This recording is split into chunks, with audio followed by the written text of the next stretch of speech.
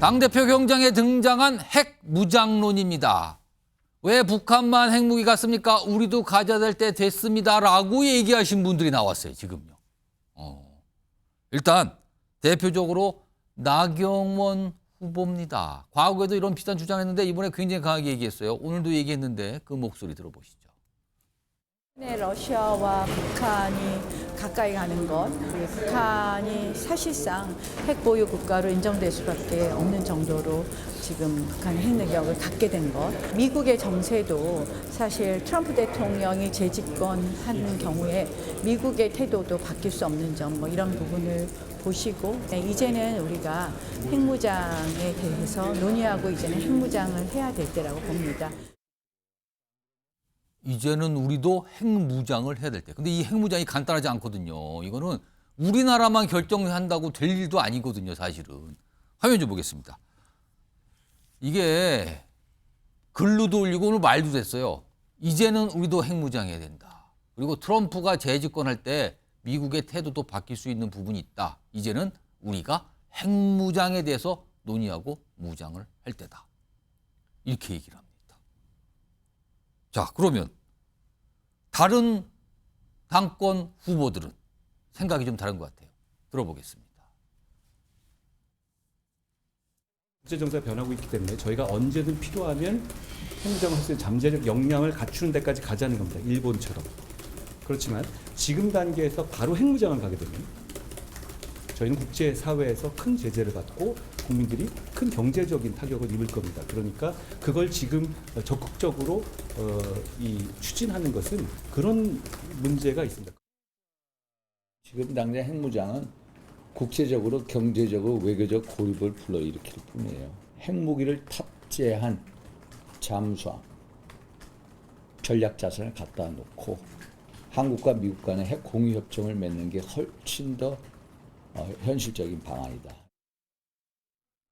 일단 나경원 후보는 핵무장 강력히 주장하지만 다른 후보들은 그건 좀 문제 있잖아요. 그냥 우리가 핵 공유를 하거나 우리가 전 단계 정도까지 가는 건 모르겠지만 이렇게 부정적이에요. 최선 평론가. 네. 나경원 후보가 핵무장론 주장했는데 이거 어떻게 보십니까? 이건 정말 제가 보기엔 국면 전향용 이슈 전환입니다. 그러니까 지금 이제까지 한동훈 후보가 내했던 특검, 최혜병 특검에 3일간 매몰됐는데 6.25 오늘 사실 6.25죠. 74주년이잖아요. 그걸 맞아가지고 제가 좀 준비했던 이슈를 던진 거예요. 이게 단골 이슈가 뭐냐면은 국민의힘, 그러니까 보수정당 계열에서 당권 도전을 하거나 아니면 대권 도전할 때 항상 나오는 이슈입니다. 왜냐하면 가장 민감하게 보수의 정당의 당원들이 반응하는 이거거든요. 근데 이게 여기를 딱 한마디를 이게 저희 74주년 맞아서 던진 거는 이게 국면 전환도 됐지만 나경원 의원이 주도하는 이슈 파이팅이 되는 거예요.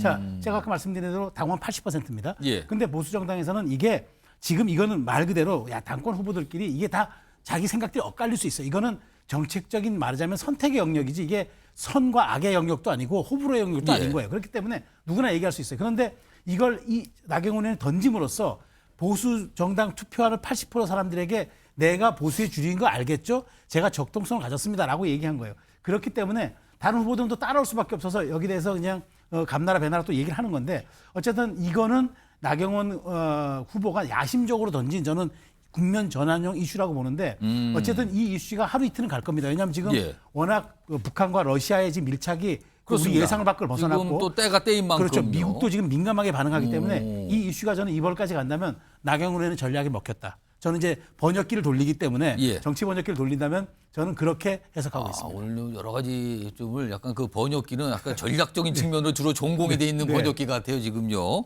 이승환 정의종가. 네. 역시 강성 보수층이 반응을 보일 것이다. 네. 이걸 그럼 다른 후보들은 반대했는데 다른 후보들은 그걸 의식 안 하는 거예요, 그러면?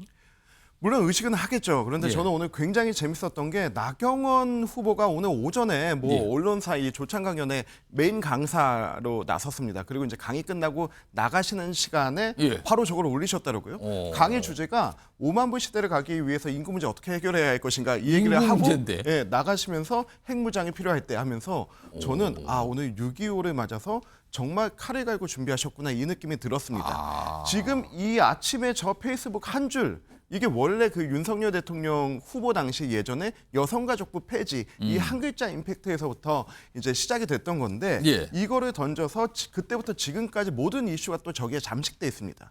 이걸 보면서 지난 이틀 동안에 최혜병 특검법을 가지고 한동훈 위원장이 이슈를 선도했다면 오늘은 나경원 후보가 바꿔놓은 이거를, 거예요, 그럼? 선도하고 있다. 그렇기 때문에 아무튼 우리 전당대회는 흥행할 것 같고 그리고 제가 요즘 느끼는 건데 갑자기 흥행 코드로 가는 거죠. 지금 갑자기 해석이 그쪽으로 요즘 가네요. 느끼는 지금. 건데 경선 예. 가능성이 하루에 1%씩 올라가고 있다. 결선 가능성이 예. 그렇게 느끼고요. 근데 또 이게 재밌었던 게 저 메시지가 나오자마자 우리 당권 주자들이 바로바로 메시지를 냈어요. 그렇습니다. 윤상현 의원은 외통위원장도 했고 그래서 전략자산의 배치와 이런 부분에 대해서 잘하는데 그걸 바로 강조했고 그리고 원희룡 후보 같은 경우는 이거 나오자마자 바로 코드처럼 우리 대통령께서 지난번에 워싱턴 회담 성공하신 핵우산을 확장해야 된다라고 예. 하면서 현 정부의 어떤 성과와 함께 본인의 계획을 얘기를 했고 그리고 한동훈 위원장은 이 국제사회 관계 생각해서 핵 재처리 능력을 우리가 먼저 가져야 된다라고 예. 하는 각기 다른 그 대안들을 바로바로 내놨거든요. 예. 이게 당권 주자로서의 갖춰야 되는 외교안보에 대한 전문성까지 우리가 이만큼 준비가 돼 있구나라고 하는 걸 보여준 하나의 장이 된 것 같다. 여태까지 맨날 그 민주당의 아부 경쟁만 보다가 예. 정말 정치인들의 좀 품격 있는 그런 정책 논쟁을 본 게 아닌가? 저는 이런 생각이 들었습니다. 또 품격 경쟁으로 갔어요. 지금요 해석이. 아니 분명히 이거는 이 당권 주자들 분명히 토론도 하고 그럴 텐데 큰 이슈로 올 겁니다. 분명히 핵무장론 어떻게 생각하십니까? 그게 분명히 주제가 올라가겠죠. 그런데요, 이 핵무장론은 당권 주자들만 언급한 게 아닙니다. 오늘은요 지방자치단체장들도 언급을 합니다. 이겁니다. 오세훈 서울시장. 북한은 이미 핵무기 소형화, 경량화했습니다. 전국적으로 우리도 핵을 개발할 수밖에 없다고 많이 이야기했습니다. 오늘 어떤 행사에 참석해서 그렇게 얘기했다고 밝혔어요. 홍준표 대구시장 글을 올리죠. 미국도 한국의 방어적 핵무장을 용인하지 않을 수 없을 것이다. 북핵 핵법은 남북 핵 균형 정책뿐이다. 그러니까 우리도 핵을 가져야 된다. 이거예요, 지금요. 원희룡 후보는요. 독자적 핵무장 추진 말로 되는 건 아니다. 지금은 핵우산 강화할 때 약간 다른 입장이잖아요. 자, 그럼 이렇게 따지면요. 박지원 교수님. 오세훈 시장, 홍준표 시장 그리고 여기에 비슷한 의견을 내는 나경원 후보 그리고 반대쪽에는 한동훈, 윤상현, 원희룡 후보. 약간 이런 모습인데요, 지금? 네. 지금 뭐 소위 당권 경쟁, 대권 경쟁, 예. 포스트 윤 시대에 뭔가 주도권을 지기 위해서 뭐 막 섞여 있는 것 같아요, 그렇죠. 지금. 지금 이제 예. 보수 포퓰리즘이 정말 넘쳐나고 있습니다. 어. 한마디로 얘기하면 떡 줄 사람 생각도 안 하는데 사이다만 마신다 이런 겁니다. 그러면 지금 잠깐만요. 그럼 여기서 떡을 줄 사람은 누굽니까, 지금? 미국이죠. 아. 우리가 미국의 지금 용인을 못 받고 있기 때문에 예. 핵 재처리도 지금 못 하고 있고요. 아. 그다음에 일정 규모가 넘는 핵 추진 잠수함도 못 가지고 있습니다. 아. 지금 이거 얻으려고도 굉장한 노력을 해야 돼요. 예. 그런데 지난번에 잠깐 트럼프 쪽에서 이제 그 남한도 핵 가져야 된다는 얘기 비슷한 얘기가 한번 나왔는데 예. 미국의 군사 안보 라인이 다 뒤집어졌어요. 말도 안 되는 소리 하지 마라. 현실을 무시하는 얘기다. 다 뒤집어졌습니다. 왜? 남한의 우리나라의 핵을 허용하게 되는 순간 예. 동북아의 핵 군비 경쟁이 어마어마하게 치솟습니다.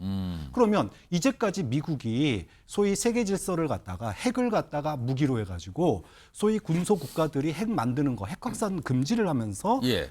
때려왔거든요. 그러면 남한의 핵을 갖다 허용하면 북한을 어떻게 고립시키고 제재를 합니까? 못하는 거예요. 그러니까 미국의 소위 세계 그 유지 전략이 무너지는 겁니다. 예. 그렇기 때문에 떡 줄 사람 생각도 안 하고 있는데 지금 보수층이 핵을 갖다가 무기로 해서 지금 소위 사이다를 갖다가 예. 보수 포퓰리즘에다가 뿌리고 있는 거 아니냐. 결과론적으로 저는 카드용으로는 괜찮다고 봐요. 당권 도전 카드용으로. 아니, 그러니까 그 실제로 미국 협상 카드용으로 아. 국민이 이렇게 원하고 있다.